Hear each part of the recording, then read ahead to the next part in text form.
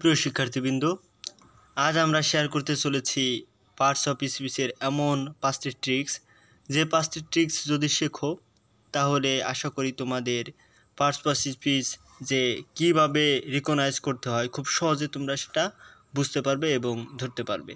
এটা শুধু তোমাদের স্কুল, কলেজ, ইউনিভার্সিটি নয়, এটা জবের ক্ষেত্রেও এটা অনেক কাজে লাগবে। যে পার্টস অফ স্পিচ কীভাবে তোমরা রিকগনাইজ করবা, শনাক্ত করবা যে এটা কোন পার্টস অফ স্পিচ। চলো শুরু করা যাক। দেখো, পার্টস অফ স্পিচ যদি তোমাকে শনাক্ত করতে হয় তাহলে তোমাকে মাত্র 5টা রুল প্রপারলি জানতে হবে। 5টা রুলস। রুল নম্বর 1, এখানে রয়েছে যে article, preposition, positive case, verb to have, এই 4টির পরে একটি শব্দ আসলে সেটি নাউন হবে। এখন চলো সেটি কিভাবে নাউন হয় আমরা দেখি। যে একটি শব্দ, যেমন এইখানে রয়েছে আই অ্যাম এ বয়, এখানে আর্টিকেল হচ্ছে এ, এই শব্দটি এখানে আর্টিকেল হিসেবে গণ্য। এখন আর্টিকেলের পরে একটি শব্দ হচ্ছে বয়, এই যে এটা হচ্ছে বয়, যেটা আর্টিকেলের পরে একটি শব্দ হিসেবে আছে। তাহলে আমাদের সূত্র কি, যে আর্টিকেলের পরে যদি একটি শব্দ আসে তাহলে সেটা কি হবে? নিঃসন্দেহে নাউন হবে। তাই আমরা বলতে পারি যে এটা নাউন, কারণ আর্টিকেলের পরে একটি শব্দ বয়, যেটা আমরা দেখতে পাচ্ছি। তারপরে যেটা আছে যে প্রিপোজিশনের পরে যদি একটি শব্দ আসে, প্রিপোজিশনের পরে যদি একটি শব্দ আসে তাহলে সেক্ষেত্রে আমরা ধরে নেব যে সেটি অবশ্যই নাউন। দেখো এখানে এই যে রয়েছে ইনটা হচ্ছে প্রিপোজিশন। হ্যাঁ, প্রিপোজিশনের পরে একটি শব্দ হচ্ছে বাংলাদেশ, ঠিক আছে। প্রিপোজিশনের পরে একটি শব্দ এই যে বাংলাদেশ রয়েছে, এই বাংলাদেশ যে শব্দটা সেটা হচ্ছে নাউন, কারণ প্রিপোজিশনের পরে যখন একটি শব্দ আসবে তখন সেটা নিঃসন্দেহে নাউন হবে। শুধু বাংলাদেশ না, এখানে একটি শব্দ থাকলেই হবে। তারপর যে শব্দটা রয়েছে যে পসেসিভ কেস,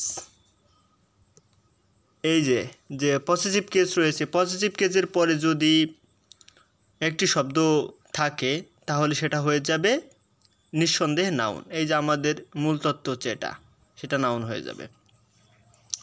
দেখো এখানে হিজটা হচ্ছে পজিটিভ কেস। হ্যাঁ, পজিটিভ কেসের পরে একটি শব্দ নাউন হচ্ছে পেন। পেনটা যদি নাউন হয় তাহলে সেটা তো আমাদের সূত্রেই মিলে গেল যে পজিটিভ কেসের পরে যদি একটি শব্দ থাকে সেটাই নাউন। সুতরাং এখানে হিজ একটা পজিটিভ কেস, এটার পরে নাউন হচ্ছে, এটার পরে একটা শব্দ হচ্ছে পেন, পেনটা নাউন নিঃসন্দেহে সঠিক।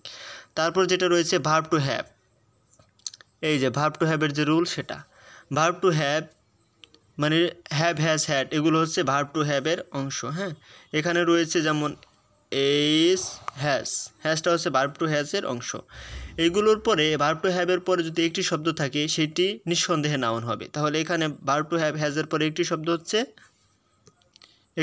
হচ্ছে এখানে ফেম, তাই ফেমটা এখানে হবে নিঃসন্দেহে নাউন। আশা করি রুল নম্বর 1 যা খুব সহজে বুঝতে পারছো।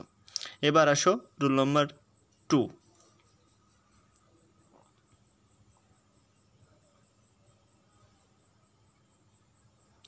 দেখো রুল নম্বর 2তে যেটা রয়েছে যে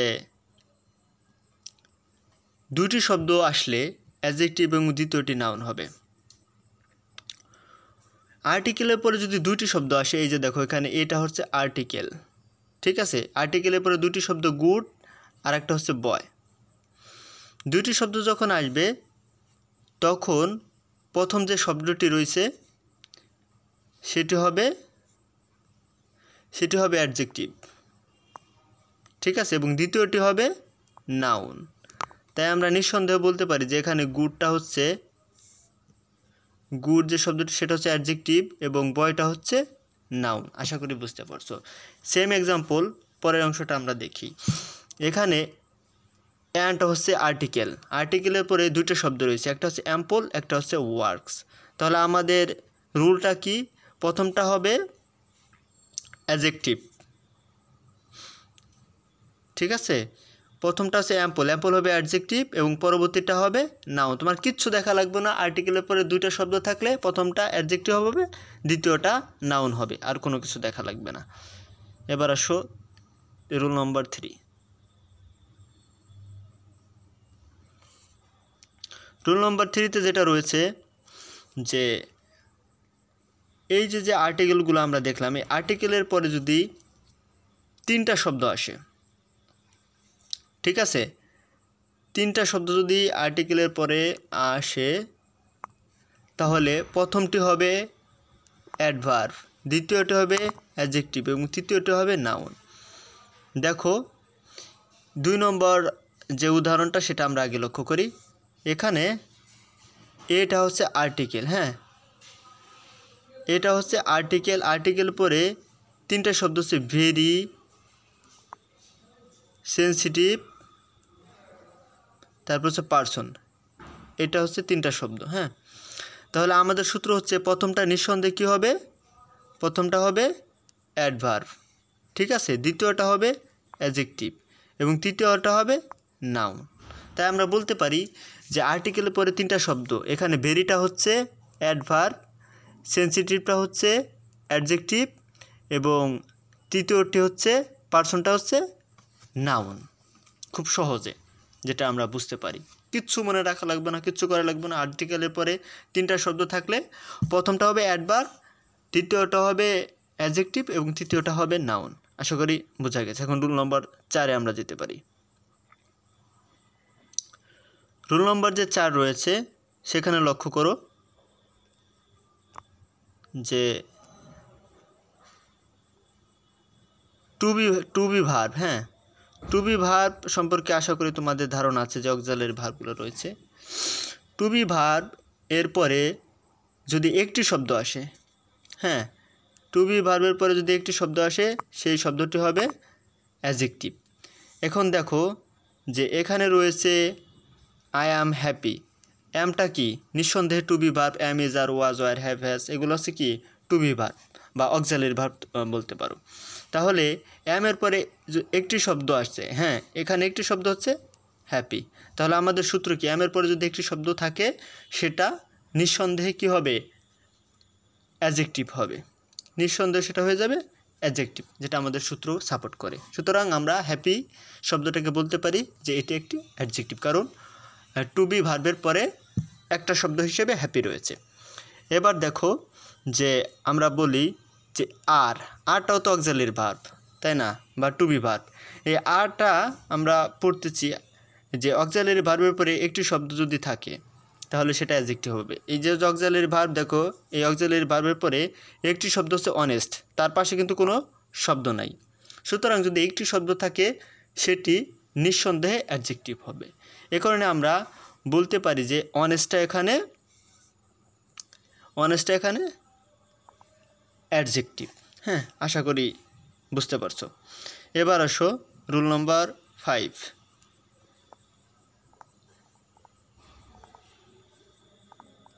পাঁচ নম্বর রুলে যেটা রয়েছে যে টু বি ভার্বের পরে দুইটি শব্দ আসলে তখন কি করবে। টু বি ভার্বের পরে যদি দুইটি শব্দ আসে, প্রথমটা হবে অ্যাডভার্ব এবং দ্বিতীয়টা হবে অ্যাডজেক্টিভ, ঠিক আছে। এবার দেখো টু বি ভার্ব, যে বললাম অ্যাম, ইজ, আর, ওয়াজ, ওয়ার, এগুলো হচ্ছে auxiliary verb, to be verb তুমি বলতে পারো। এখানে দেখো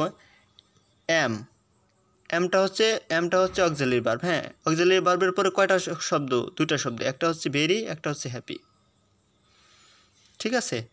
তাহলে দুইটা শব্দ আসলে প্রথমটা কি হবে, দেখো এখানে কিন্তু আর একটা শব্দ নেই, এখানে দুইটা শব্দই আছে। দুইটা শব্দ আসলে প্রথমটা হবে অ্যাডভার্ব, ঠিক আছে, আর দ্বিতীয়টা হবে কি অ্যাডজেক্টিভ। এ কারণে আমরা বলতে পারি ভেরিটা হচ্ছে অ্যাডভার্ব এবং হ্যাপিটা হচ্ছে কি অ্যাডজেক্টিভ।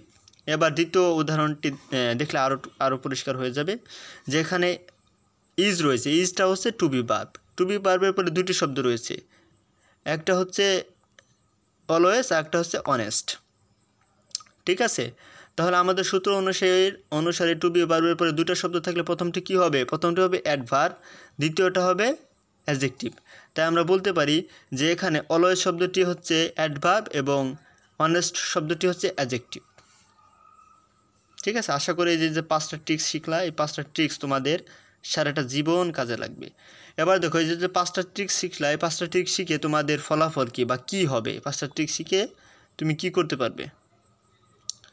এই 5টা ট্রিক্স যদি তুমি শিখে থাকো তাহলে ওয়ার্ল্ড ক্যারিয়ার অপরচুনিটি, পুরো বিশ্বে তুমি একটা অপরচুনিটি পাবে বা পার্টস অফ স্পিচ খুব ইজিলি রিকগনাইজ করতে পারবে। হ্যাঁ, এই সুযোগ সুবিধা তোমার আছে।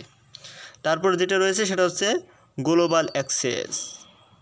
পার্টস অফ স্পিচ একটা গুরুত্বপূর্ণ পার্ট ইংরেজির, যেটা তোমাদের সারা জীবন কাজে লাগবে। হ্যাঁ, এটা ছাড়া তোমরা আসলে ইংরেজির মূল বেজই জানতে পারবে না। এই কারণে তুমি গ্লোবাল অ্যাক্সেস ইনফরমেশন মানে পৃথিবীর যে কোনো প্রান্তে গিয়ে তুমি তোমার দক্ষতাকে প্রকাশ করতে পারবে এবং তাদের সাথে যোগাযোগ করতে পারবে। হ্যাঁ, তারপর যে অপশনটি রয়েছে যে ইজি টু কমিউনিকেট, তুমি এটা শিখে পার্টস অফ স্পিচ শিখে তুমি খুব সহজে কমিউনিকেশন করতে পারবে যে কোনটার পরে কোনটা হবে, পার্টস অফ স্পিচ কোনটার পরে কোনটা হবে, অ্যাডভার্ব কখন হবে, অ্যাডজেক্টিভ কখন হবে, এটা তুমি খুব সহজে জানতে পারবে। হ্যাঁ, তারপরে দেখো by having good English skills. দেখো এইটা যদি তুমি জানো, তুমি একটা সুন্দর ইংরেজি একটা দক্ষতা অর্জন করতে পারবে পুরো ওয়ার্ল্ড ওয়াইড, এবং বিল্ড স্ট্রং রিলেশনশিপ উইথ পিপুল, এবং খুব সহজে তুমি মানুষদের সাথে সম্পর্ক বজায় রাখতে পারবে তোমার যোগাযোগের মাধ্যমে ইংরেজি। ঠিক আছে, ক্লাসটি যদি তোমাদের ভালো লেগে থাকে তাহলে নেক্সট যদি এরকম নিত্য নতুন ক্লাস পেতে চাও তাহলে আমাদেরকে ফলো করো এবং কমেন্ট করো। ধন্যবাদ। নেক্সট কোনো ক্লাসে দেখা হবে। আসসালামু আলাইকুম।